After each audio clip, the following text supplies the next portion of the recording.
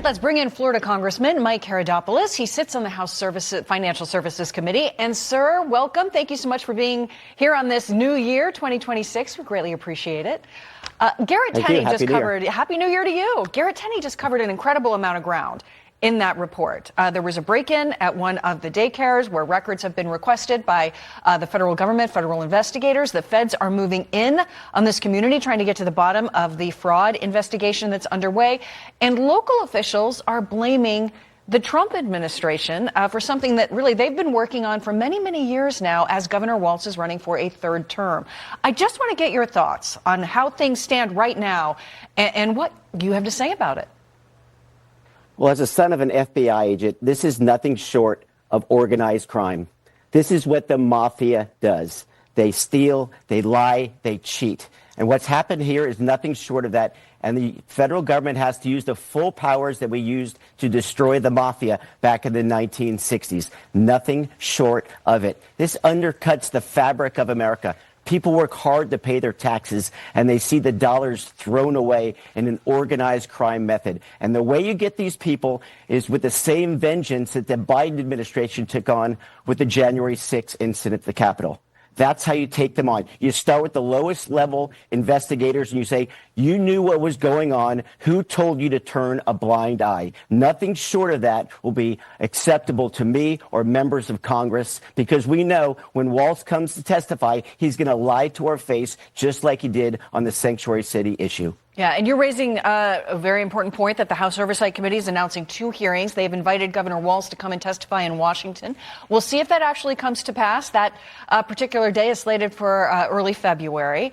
And James Comer, who heads the Oversight Committee, had this to say about the effort that's underway. Congress has a duty to conduct rigorous oversight of this heist and enact stronger safeguards to prevent fraud in taxpayer-funded programs, as well as strong sanctions to hold offenders accountable. I think you said something a moment ago that probably touched on a lot of the concern among Americans, is that Americans all across the country are struggling to pay for pre-K, for daycare. I mean, that's generally a very high cost, and you don't want to see, our money thrown away when it could be going to those very programs that people need. Your thoughts? Well, it's infuriating. There's nothing short of it. I mean, again, we work so hard for our money, and to see these people on an organized crime spree to take the money and then send it out of the country on top of that. I mean, this is what's going on in Minnesota, and the governor doesn't care. And his excuse, it's Trump's fault. Get real. Take your job seriously and get to the bottom of this, because we are. And I'm just tired of this. This is why a lot of us left the private sector to get back into politics, because there's a bunch of fraudsters and crooks, and clearly they've been exposed. And sadly, it wasn't the mainstream media that exposed this. It was a person who took it upon themselves, to their credit, and exposed this fraud so the rest of us see it firsthand. And now we know why that Walz hated things like the Doge, because we're exposing fraud just like they did with USAID. Yeah, I want to shift to health care quickly, because it's going to be a major topic, particularly in the initial months of 2026 as we are there. The Democrats created the Affordable Care Act, created the subsidies, created the expiration date for the subsidies. Now they have expired. But I suppose the question, though, is what can Republicans do now in these coming months?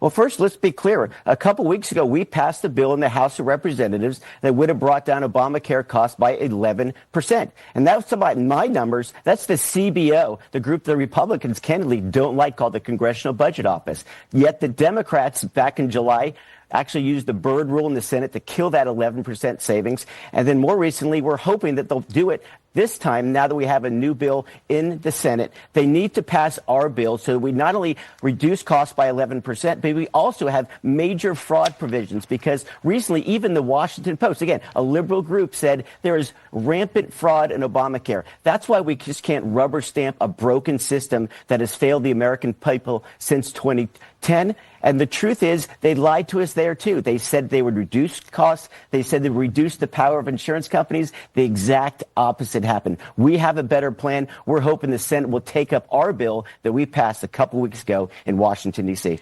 Congressman Mike Haridopolos, thank you very much. We greatly appreciate your insights. Wishing you a wonderful new year. Thanks for being with us. Always a pleasure. Thank you.